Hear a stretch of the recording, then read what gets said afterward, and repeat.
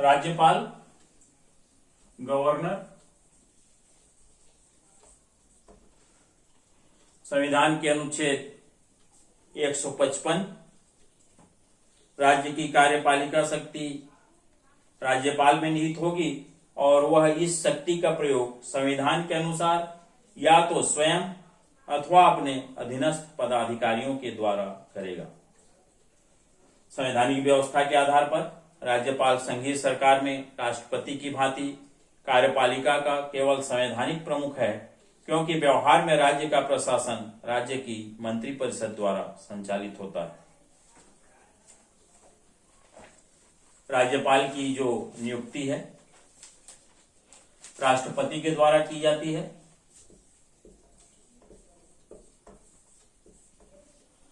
और व्यवहार में संघीय मंत्रिपरिषद के परामर्श से ही राष्ट्रपति राज्यपाल नियुक्त करता है।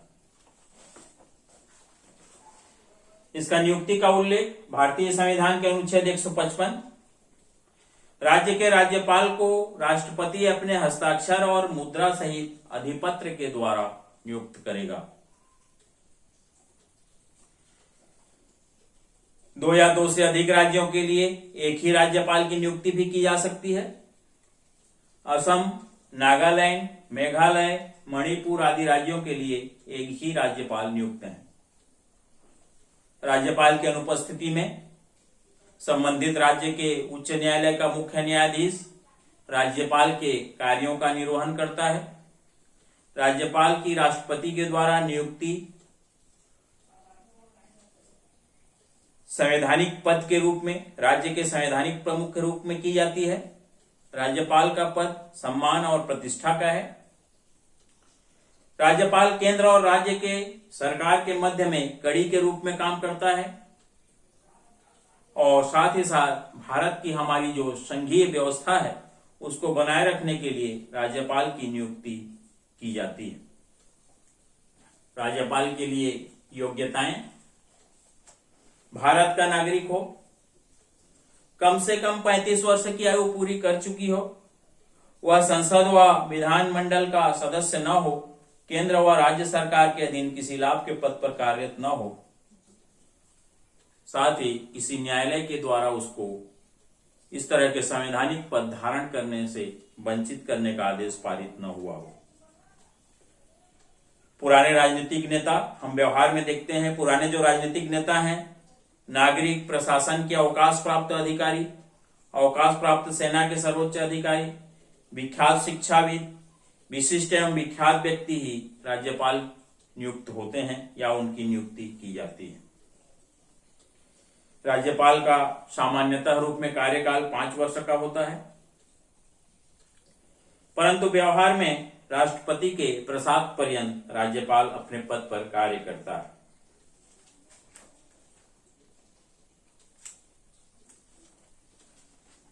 राज्यपाल के कार्य एवं शक्तियों का हम अध्ययन करेंगे। सबसे पहला कार्यपालिका संबंधी शक्तियां।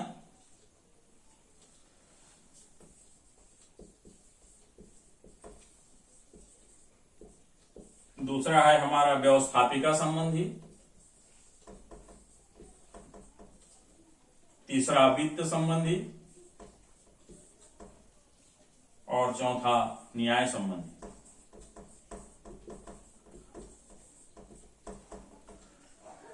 कार्यपालिका के अंतर्गत हम देखेंगे मंत्रिपरिषद की नियुक्ति।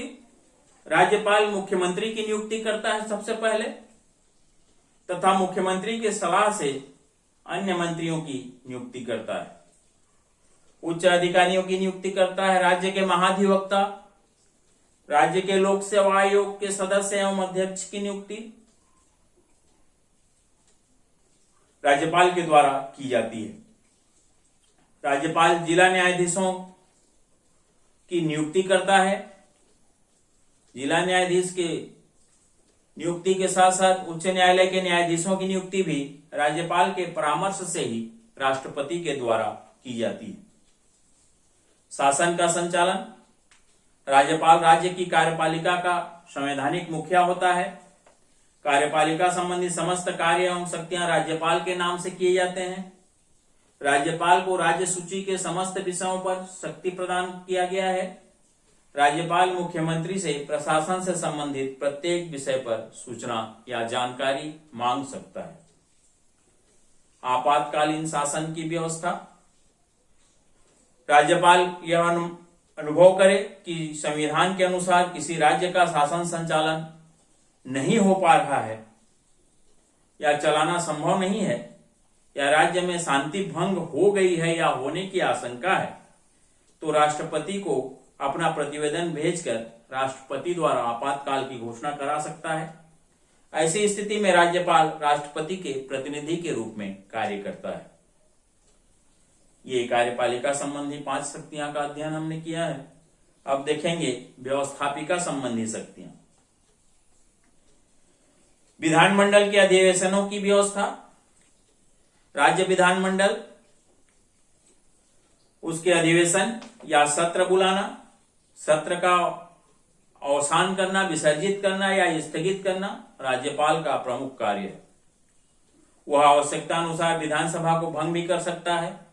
दोनों सदनों के संयुक्त अधिवेशन में अभिभाषण देता है, जिसमें वह शासन की पिछली नीतियों का और वर्तमान नीतियों की जानकारी समस्त सदस्यों को देता है।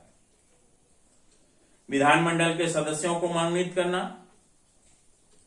राज्यपाल विधानसभा के लिए आंग्ल भारतीय समुदाय के एक सदस्य को मनोनीत करता है। यदि प्रतिनिधित्व न मिला हो तो विधान परिषद के कुल सदस्य संख्या के 1/6 सदस्य जो साहित्य, कला, विज्ञान, समाज के सेवा के क्षेत्र में विशेष ज्ञान या अनुभव रखते हैं, ऐसे व्यक्तियों को मनोनीत करेगा। विधेयकों को स्वीकृति करना।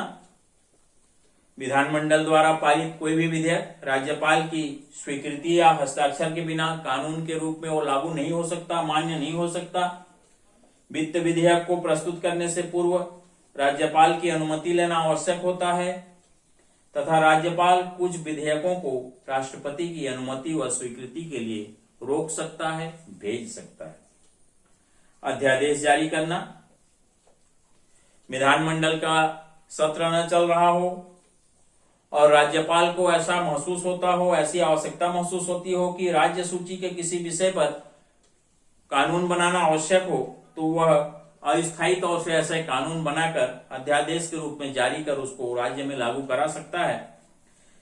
इस अध्यादेश का 6 सप्ताह तक वह प्रभावी रहता है, जो विधानमंडल द्वारा पारित कानूनों का होता है। तीसरा है हमारा वित्त संबंधी शक्तियां। प्रत्येक वित्त वर्ष के आरंभ में विधानमंडल की स्वीकृति, अनुमानित आय व्यय का विवरण जिसको हम बजट कहते हैं, उसको प्रस्तुत करेगा। राज्यपाल राज्य की आकस्मिक निधि से सरकार को व्यय करने के लिए धनराशि प्रदान कर सकता है। राज्य को आकस्मिक निधि पर या राज्य की जो आकस्मिक निधि है उस पर राज्यपाल का पूर्ण रूप से नियंत्रण होता है।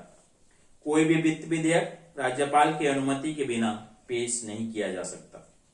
न्याय संबंधी जो शक्तियां हैं, विधानमंडल द्वारा निर्मित कानूनों के उल्लंघन के लिए दंडित व्यक्ति को क्षमादान दे सकता है, दंड को कम या कुछ समय के लिए स्थगित कर सकता है, उसके दंड को परिवर्तन कर सकता है।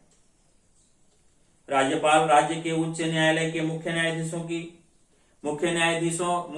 और अन्य न्यायाधीशों की नियुक्ति करने हेतु राष्ट्रपति को सलाह देता है। उच्च न्यायालय की सलाह से जो जिला न्यायाधीश हैं प्रमुख, उन जजों की तथा न्यायिक अधिकारियों की नियुक्ति तथा उनकी पदोन्नति भी करता है।